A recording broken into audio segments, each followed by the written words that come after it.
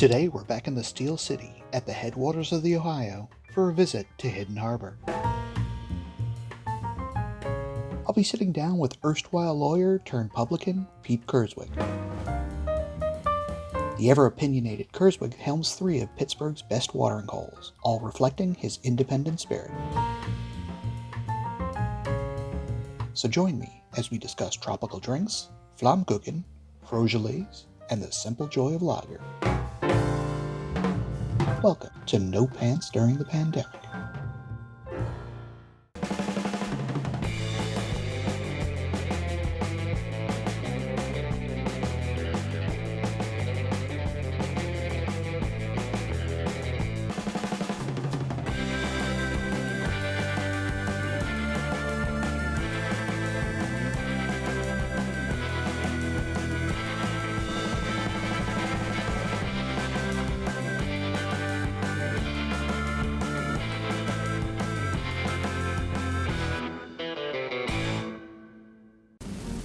Hi, I'm Kevin Brooks, and this is No Pants During the Pandemic. Today I'm speaking with Pete Kurzweg from the Independent Hospitality Group. The group is made up of Lorelei, Hidden Harbor, and the Independent Brewing Company, all located in Pittsburgh. Hey Pete, how you doing, man? It's been a while. I'm good. How are you, Kevin? I'm doing okay. Enjoying the spring weather, thank God. There's nothing like a spring after a winter of quarantine. When this whole thing started, Pennsylvania shut down March 16th. And I had just gotten back from a week in Virginia for my daughter's spring break. And it was nice and warm in springtime there. And then I returned and it immediately got cold, dark, and then they shut down the world. I kind of went from spring to winter, I think, last year. Why don't we start by, why don't you tell me a little bit about yourself?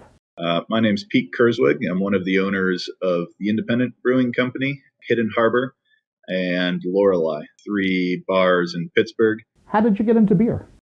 I guess I got into good beer through travel. I always enjoyed German lager from travel. After college, I lived in New York, and I kind of fell in love with the Belgian beer bar explosion that was happening there at the time. And when I got back to Pittsburgh, I actually came back to Pittsburgh for law school. East End Brewing had just opened.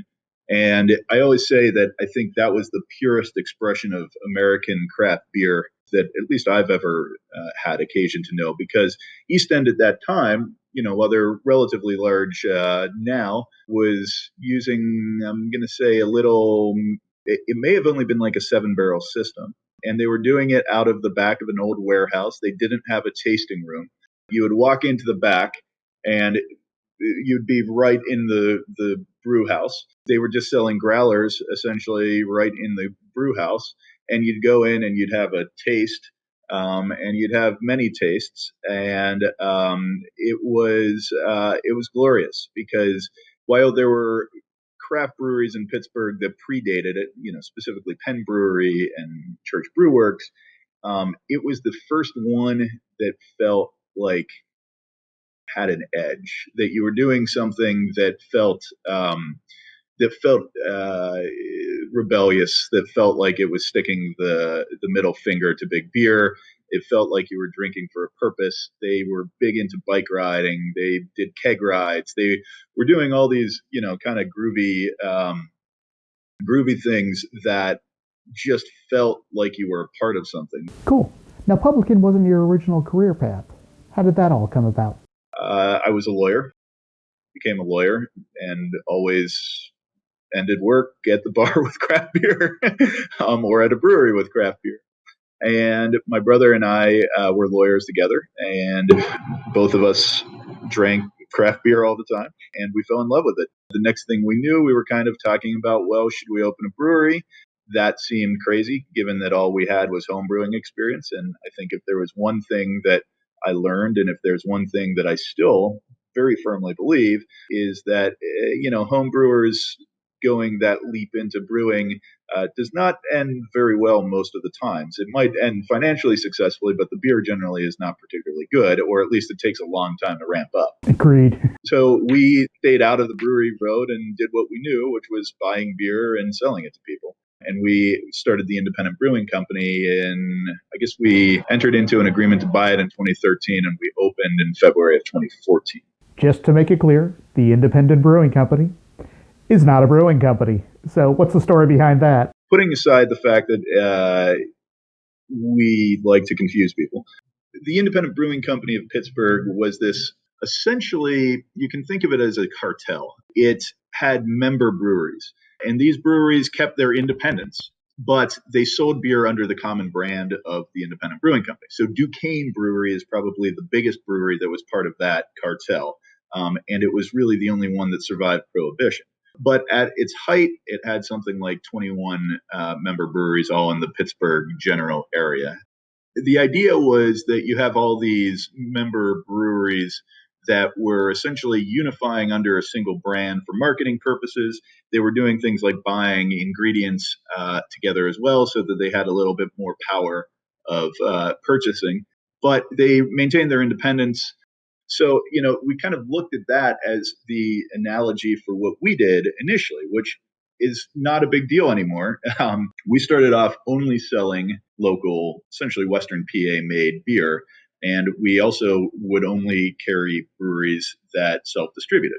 The logic behind that was twofold. First of all, it seems crazy given the proliferation of breweries in Pittsburgh. But at the time, there were not a ton of craft breweries in Pittsburgh or in the region. And we felt that it was the right thing to do to support those breweries, to provide a kind of house in which they could all be consumed together. For the person who's just stopping through Pittsburgh, it was your one-stop kind of brew tour, if you will. And then the other thing was that, and Kevin, you from working with me professionally, know my obsession with this, which is I am obsessed with responsibly distributed fresh beer. And obviously that's a little different when you're dealing with the Cantillons, the Drees, et cetera. But when it comes to, most beers that have delicate hop profiles, and that does not just mean IPAs, to be clear, I want freshness and I want to know the chain of custody of the beer. I want to make sure that my beer wasn't sitting in 100-degree warehouses for 3 weeks.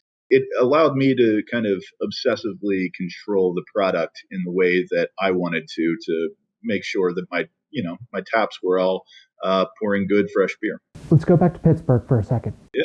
Philly gets all the press. Pittsburgh's kind of the redheaded stepchild. Most people don't know what the city's all about. They still picture the Rust Belt city of the 70s and 80s.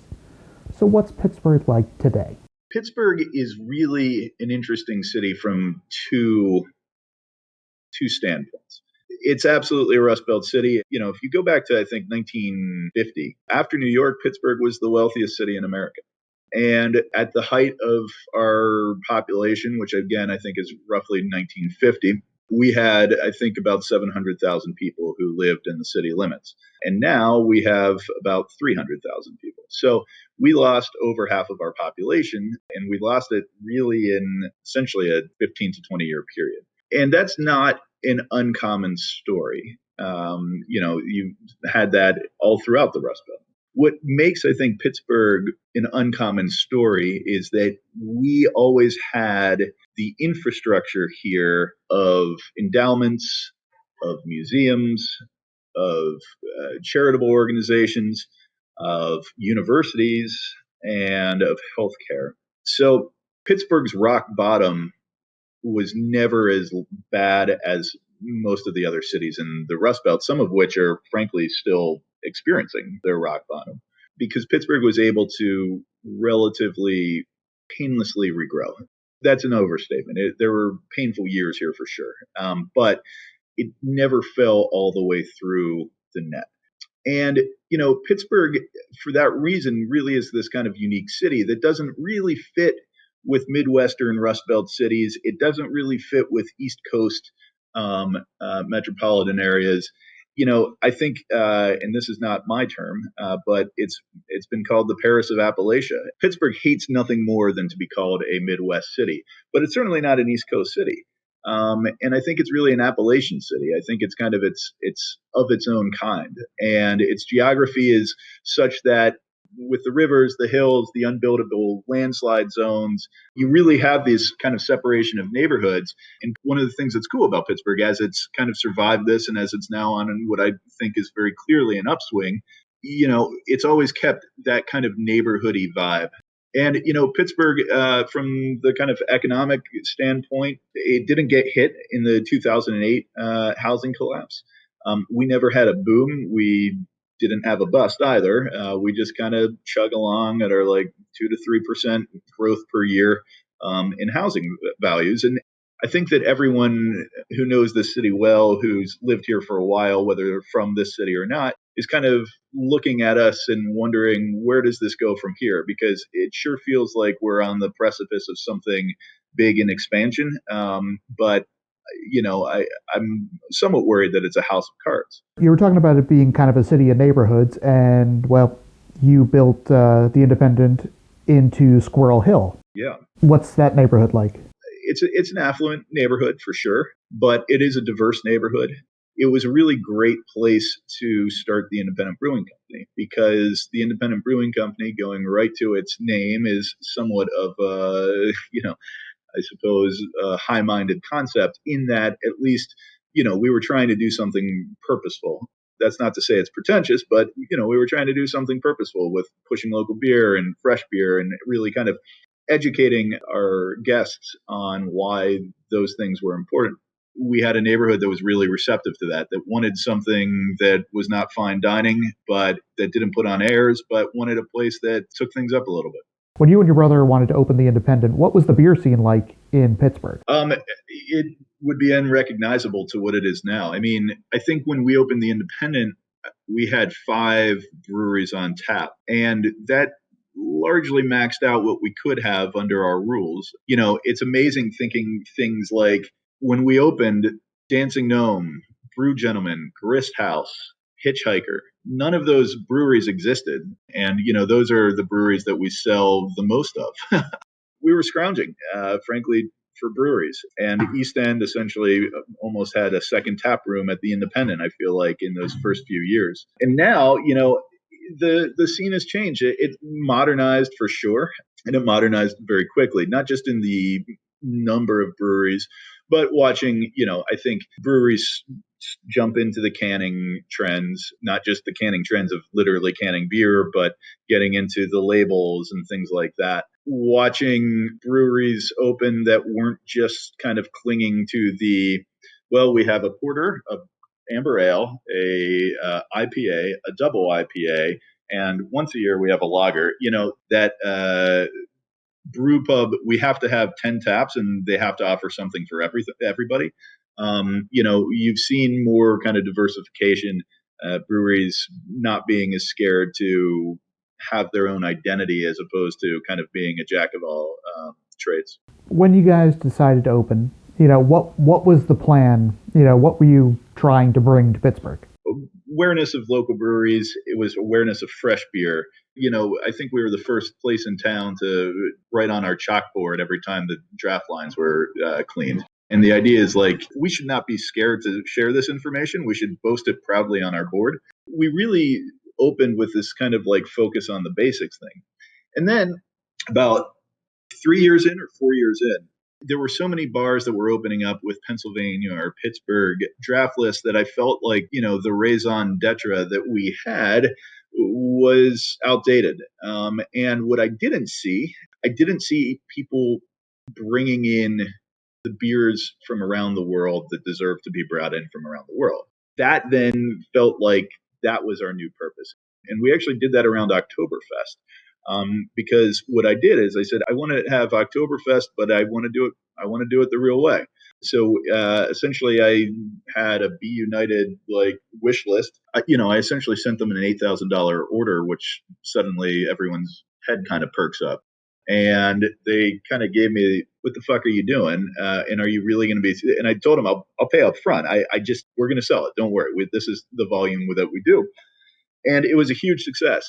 It was really well received, and we just never looked back. Let's turn the page a little bit and go to where you're sitting right now. A couple years in, you get the opportunity to rent the spot next door, and you opened Hidden Harbor. Yeah. What made you go into boat drinks?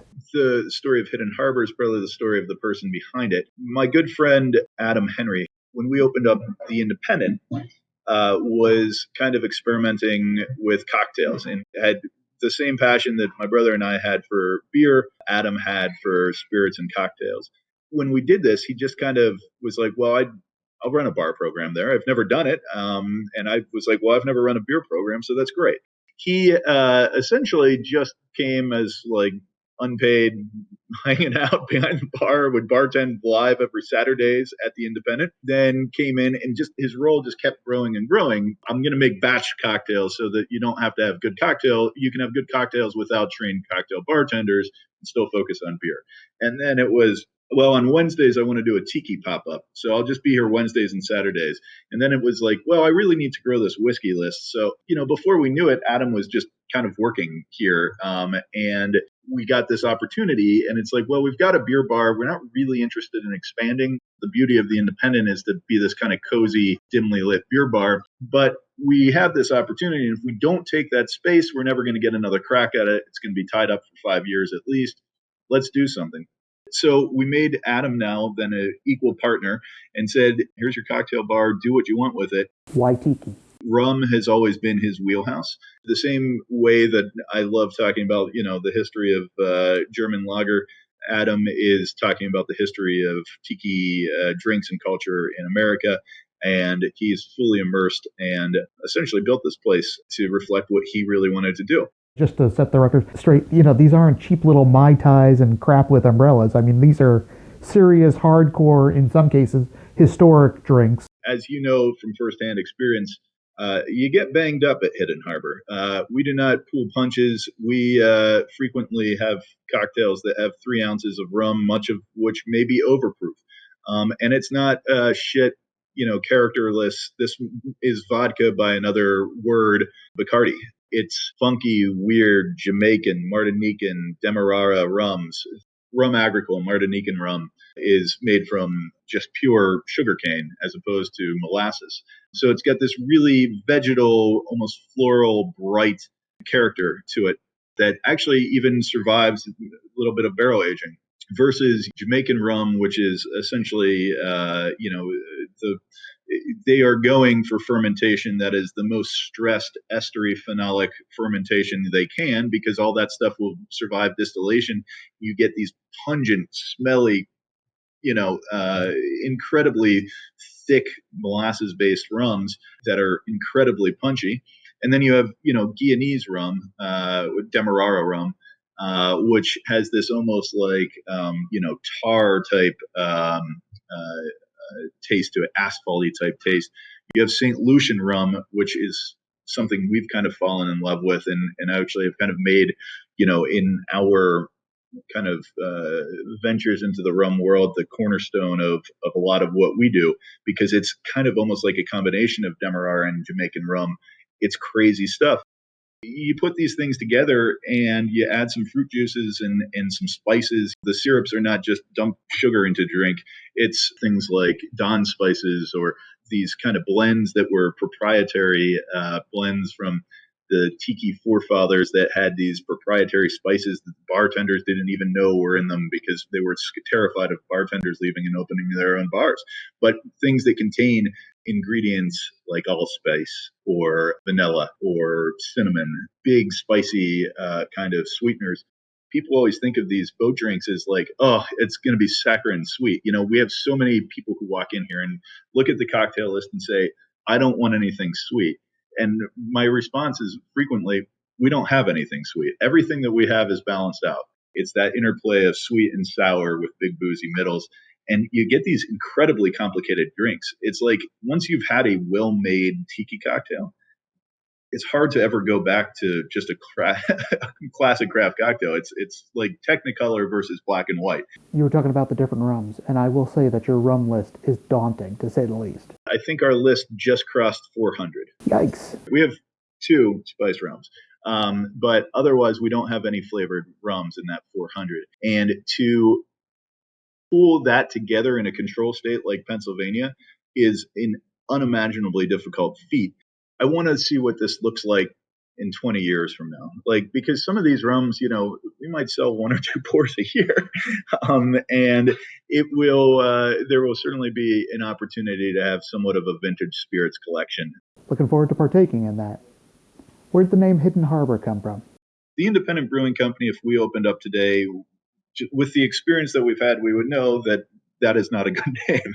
It causes confusion. People are confused. And, we've kind of been able to get away with that in our quirky neighborhood with our quirky guests. But it's not a good name. I think the way that we frequently approach it is like, we're trying to find a name that's not a bad name. And when you've got two incredibly kind of like judgy-ish people who groan at half the names that they see for opening restaurants and stuff like that, you veto probably a lot of good names that you're insecure about because you're like, oh God, it's clever, but oh God, So Hidden Harbor, I think we just kind of we are big fans of alliteration, and we just kind of got to it. And it was like, as Adam described it, yeah, it's a B- name. We'll take it. You guys try and set the tiki mood for your guests, from the decor and food down to the glassware.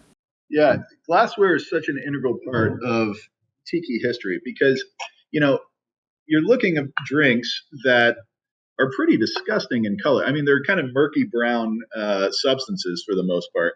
The combination of a bunch of bright, fruit juices, generally dark sweeteners, and obviously dark rums. So historically, doing these mugs, which become collectible, and in some of these mid-century mugs I mean, the collector's editions that we've done with our artists of these custom mugs, we sell generally for like $120, and then we see them listed on eBay for sometimes $1,000+ dollars, which is insane and obviously pisses us off. But it really adds to the experience. Adam has formed all these incredibly close relationships with artists who do this kind of tropical pop. And, we work with them to get all custom stuff, which I think adds to the experience to get a drink that, comes in a big mug that's got a bunch of flowers and mint. And, the garnish, we always use garnish as an opportunity to add aroma to drinks so that, every sip from your cocktail, it should feel like you're walking through mint at a botanical garden, It adds to the experience. It needs to be fun. It needs to be a bit of pizzazz. It should, have this lush feel, I think. Fundamentally, the word tiki creeps into things only in the 40s, but when Don the Beachcombers opened, he called it a tropical cafe, and these were tropical drinks. And I think we still come to it with that same mindset. And just for the record, one of those cups would look really great on my set back here. Well, I'll have to send you the Pilsner one, which... damn it!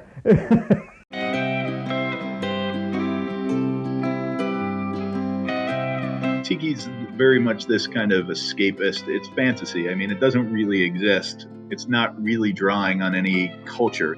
It's American. It's just all thrown together, melting pot fantasy.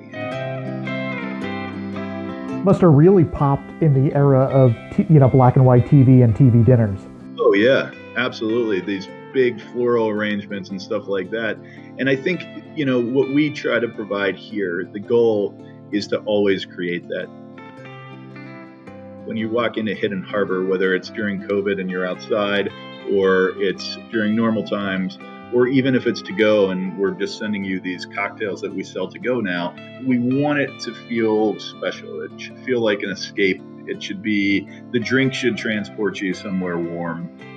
Let's turn again, and we're going to go from tropical drinks to, more of an alpine feel, and you open your third location, which is Lorelei. We took over an existing space that had this kind of small corner cafe with a bar, bright subway tile, natural edge woodwork on the bar, and then a bunch of reclaimed bowling alley to create the bar surface.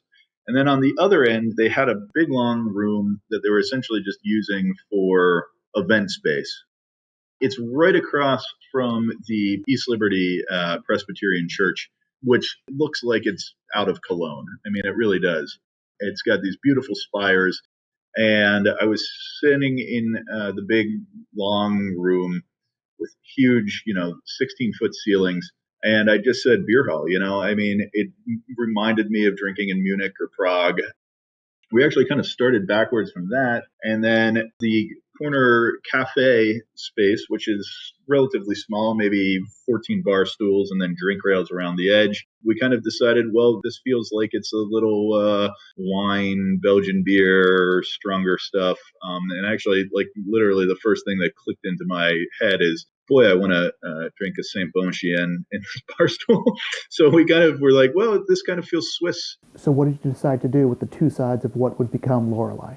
We wanted to make a place that felt like, this kind of Germanic beer hall on one side, and then on the other side was a cocktail and wine bar. There's a lot of places I think that opened maybe 10 years ago or so that were doing cocktails with the Southern European, the Italian, Southern Italian Amari.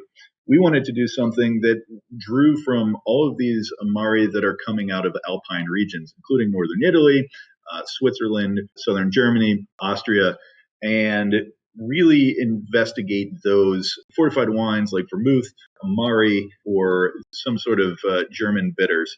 We wanted to explore a cocktail program that would be kind of based around those. And then we've been essentially very pure with our wine selection there, doing almost exclusively high altitude wines and also a lot of German wines. And then, you also swung with the modern thing there. And so you're doing your Frieslings, which is what, frozen Riesling? Yes. We did Friesling, which was frozen Riesling. And then in the winter, Beaujolais Day, when they release the Nouveau, is in November. So we do Frojolais. We are just idiots. We love wordplay. If you can't amuse yourself, what the hell's the point of all this? Right. Yes. And now what about the food there? So the food actually just had a major shift in that we've actually managed to continue expanding during COVID. We took a restaurant around the corner that connects through the back of Lorelei that had an existing wood-fired oven.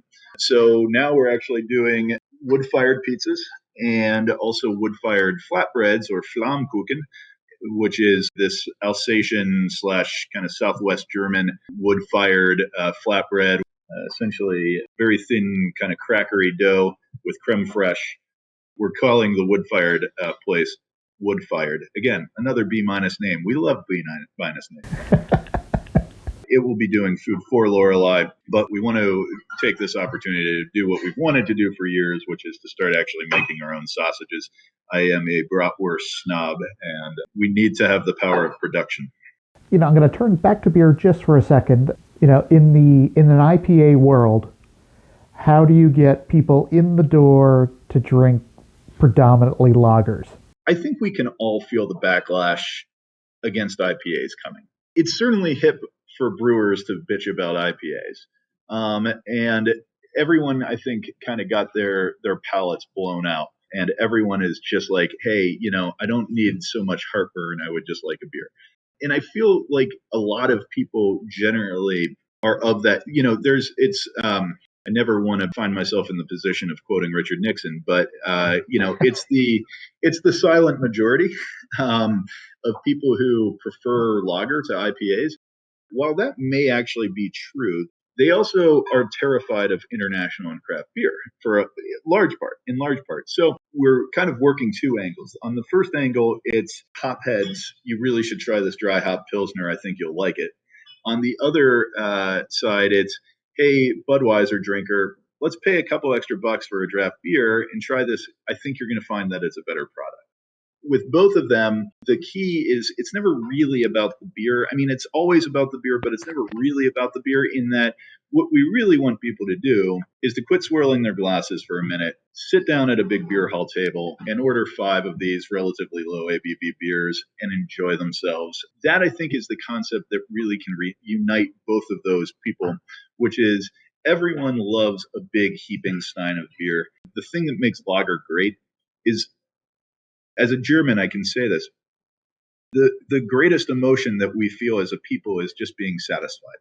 That's the height of German emotion. I just want to be satisfied with what I'm drinking. When lager's done well, it gives you a feeling of satisfaction, which then allows you to move on with the rest of your conversation.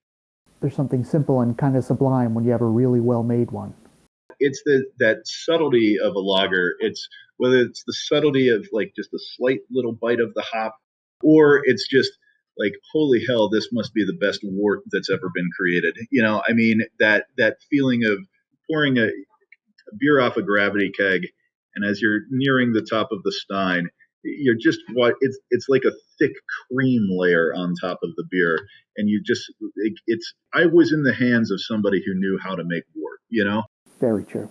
Those two things, when they're just right, and the difference between being okay and being holy shit, this is one of the best beers I've ever had, can be incredibly slight, but it's that little slight subtlety. And I think for those of us who have gone through our Belgian beer phase, our American hop heavy craft beer phase, there's something appealing about lager, which is when it's perfect, it's an indescribable nuance that just makes it like, this is all I ever needed. This is all I ever wanted. Please let me stand here next to this gravity keg for the rest of my life. So now we'll move to, the important stuff, to current events. So how do you think the Pittsburgh Pirates will do this year? Oh, God. I'm kidding. We're going to talk about COVID. I'm sorry. That's a low blow. So, briefly, you talked about March when the country basically shuts down and you just get back from Virginia. What was going through your head, when you were looking at everything that was going on? I truly thought it was over.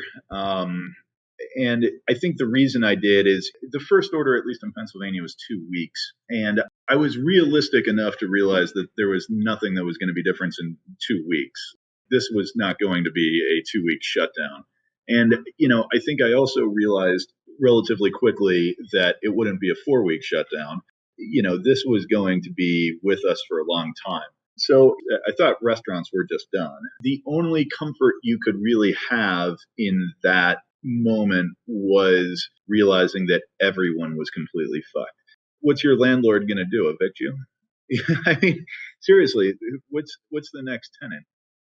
We have great landlords, by the way. That was never remotely on. They were incredibly supportive. I had a text from my landlords, both unsolicited, on the 16th, along the lines of, "Don't worry about it. Just don't worry about it. We all got to figure this out together." Which I'm not every restaurant was lucky enough to have. Many people were pounding on the door for rent on April 1st. The only solace you could have is, well, what can anyone do? I mean, the entire economy falls apart the second that people can't go out to eat or, at that point, shop. My expectations that this was going to last a lot longer than a couple weeks were correct, but I was incorrect that the sky did not fall on us. I mean, look, it's been a very bad year, to be clear, but the sky did not fall on us between having some PPP support and also just having customers that supported us as we transitioned into takeout and outdoor only. What did you do in the 3 different places to basically keep operating? Hidden Harbor essentially was shut down entirely. So initially, we couldn't be inside here. We couldn't even be outside. And then we weren't able to sell to-go cocktails. So for the first couple months, Hidden Harbor was essentially selling merchandise, and it was selling gift cards, and we were making mocktails so that people could take them home and add their own spirits. The Independent pretty quickly and relatively painlessly transitioned into becoming a takeout place. So we started selling to-go beer, obviously, which we had the right to do anyways. We got our transport for hire so we could deliver beer. And then we got our expanded wine permit so we could start selling wine. And the Independent essentially became a bottle shop with takeout food. At the end of the year, what were your numbers like at the Independent? Our gross revenue at the Independent fell. I think it's down about 30%. But the net is much worse based on the fact that, as you know, cans cost a hell of a lot more than draft beer. Now, we do sell crowlers, which has better margins, but for the most part, we're selling things that we have way lower margins on than when we were open. Lorelei did essentially the same thing as the Independent, but without a full kitchen, wasn't able to kind of draw in that food hook, if you will. which has really helped sell alcohol at the Independent. So Lorelei now, I think, really has its first chance with the opening of Wood Fired to actually do takeout more successfully. Hidden Harbor, when we were able to sell cocktails, that was a game changer for us. I mean, our first like Saturday on Memorial Day week, Friday of Memorial Day weekend, when we could sell cocktails to go, we put up numbers that were essentially like pre-shutdown. I mean, we had lines outside of people, they were spaced out, but people wanting to buy Hidden Harbor cocktails to go. Fantastic. The fact that you're in a neighborhood, or actually the fact that the three places are in neighborhoods as opposed to downtown, that's probably been, important in saving the three places during this, because the downtown locations in many cities are dying.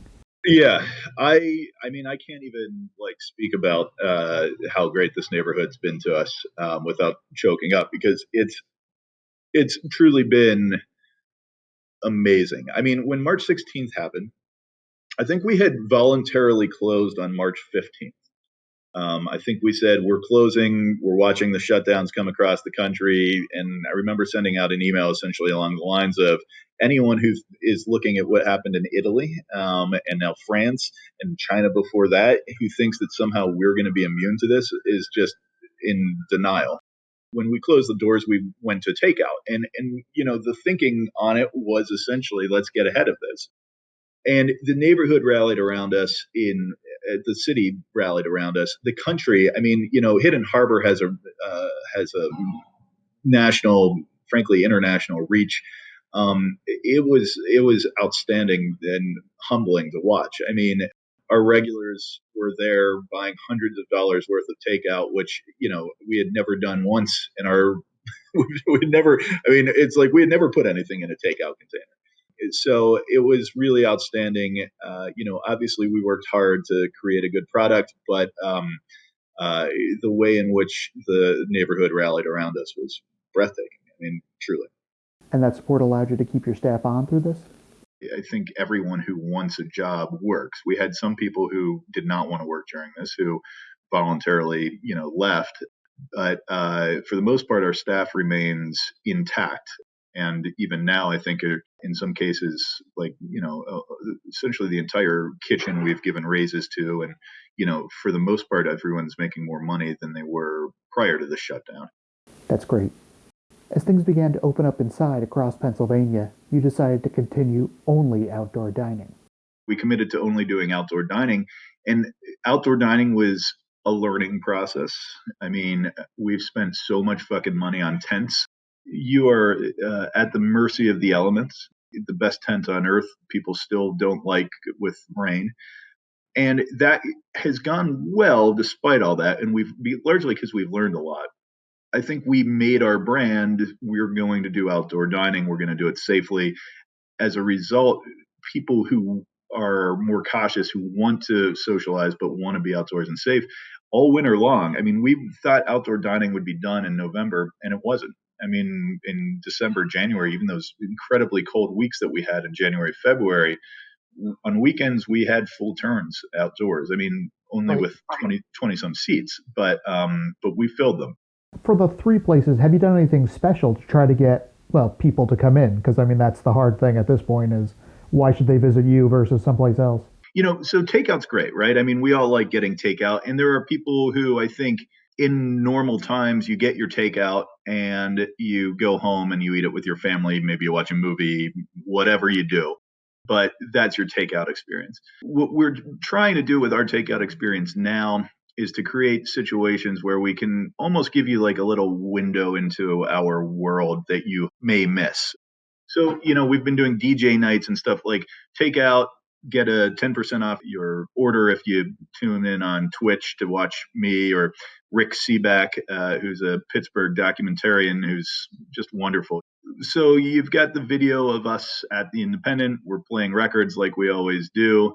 And we're trying to give you a little window so that if you're at home, especially if you're at home alone, you can eat and listen to some tunes as you do your laundry or whatever the hell you do. So doing things like that, we're doing trivia on Mondays, a virtual trivia on Mondays with our bartender, Drew. then we also have Hidden Harbor has been really trying to, again, sell that experience to go. We've been really active with doing merch, and Adam has just been while a lot of places are selling things down, Adam just keeps creating new stuff, and it's more content, and people come and they order food when they pick up the new mug or the new glassware or the shirts or whatever. So we have really just been a merch machine over here, kind of pushing that because it's a good way of bringing people in to also get food or a 6-pack of beer or whatever it is. The other thing that we've been doing from Hidden Harbor is selling cocktail kits. So essentially a whole kit that you take home and you can make your own drinks. They come in a box. They have glassware in them. They have the ingredients in them. And it feels like a special thing to kind of open that box and, you've got your garnishes and stuff like that. And it gives you kind of the ability to shake your own drink at home. And that translates really well to tiki because very few stores are selling the syrups that we use. So we have to make them in-house. We make almost everything in-house, and they're labor intensive. Very few people are going to do that at home. So being able to sell those ingredients has been a nice service that we can offer to people. And then on outdoor seating, we just keep trying to make it feel fun and a break from all of this. We do reservations for the most part, with the exception of Sunday and Mondays. And that's good. We have people's contact. The idea from the beginning, we've had no cases that we've known about in-house. We've had one staff member who's had COVID, and that person got it while they were away, caught it, and they never came in, obviously. So we had no exposure. To our knowledge, we don't have any customers who have given each other coronavirus. And one of the reasons we started with all reservations was we wanted contact tracing information. So if a server found out they had COVID, we could immediately call everyone that they would have been near. Or if a customer found out, we could contact everyone in their vicinity. And we've been fortunate enough that we haven't had any of that. And I think, fundamentally, what we are trying to do is not just market safety, but actually be safe. I guess the other side of that coin has been that it's become a marketing device. One of the things I'm most proud about from this time period is people, when they post reviews or they're on Reddit or whatever, Facebook, it's we go here because we trust it. We go here because we know that they are not going to do things that are unsafe. And that's really the best compliment we can get right now is I don't go out to eat, but I come to the Independent because that's the one place that I trust to keep me safe. High praise, especially right now. If COVID wasn't here, what was the next step for the Independent Hospitality Group? Well, the pizza place was going to be the next step, and we still managed to get there. And I think we were at this point also of, I think we probably would have been looking at other opportunities that we aren't looking at now, but we actually have been looking at other opportunities after all of this and during all of this. We've got some irons in the fire, which I guess I can't really tell you too much more about, but I don't think any of them would have occurred but for this point in time where we paused and evaluated what it is we do and how, quickly that could be exposed and come crumbling down, right? Like we will never, I think, not do takeout again. We've got the space for it now at Lorelei with the pizza place, and we got a space around the corner here at the Independent, which we have under lease and that are going to start work on actually, I think, in the next couple of weeks here. That will, once these places are back to normal, we'll run a takeout operation out of there. So I think, we kind of realized that, I hate to say this, but there's a possibility that this will happen again in our lifetime. And it might happen at an accelerating rate as there's more people on Earth and we have more interactions with animals. Moreover, this may change the world forever in various ways. I think there will be some people who are just gung-ho and ready to go out. And there will be a boom for restaurants and bars. And at some point when the all clear is sounded, there will be kind of this, second coming of repeal day. But I also think that there's a lot of the population that's going to be forever impacted by this, that will wear masks for the rest of their life, and that will avoid crowded rooms. I mean, I think that is there is going to be a social impact on this or from this. So, I think we want to get more diversified. And I think we want to be thinking about, like, if the legislature pulls back its law allowing us to sell cocktails to go, is there any other legal kind of, future in which we can be selling our cocktails to go, which is what we're kind of working on now. Is there anything you'd like to add? Yeah, I got nothing. Fantastic. Pete, thanks for all the time you've given me tonight. No, thank you. I wish you the best of luck maneuvering your way through the rest of the pandemic and everything that comes next. I'll talk to you soon. If you'd like to learn more about the Independent Hospitality Group, you can check out the 3 restaurants' website. The links will be in the video's description. And if you like this or any of the other episodes of No Pants, please subscribe to my channel. Thanks, and I'll see you next time.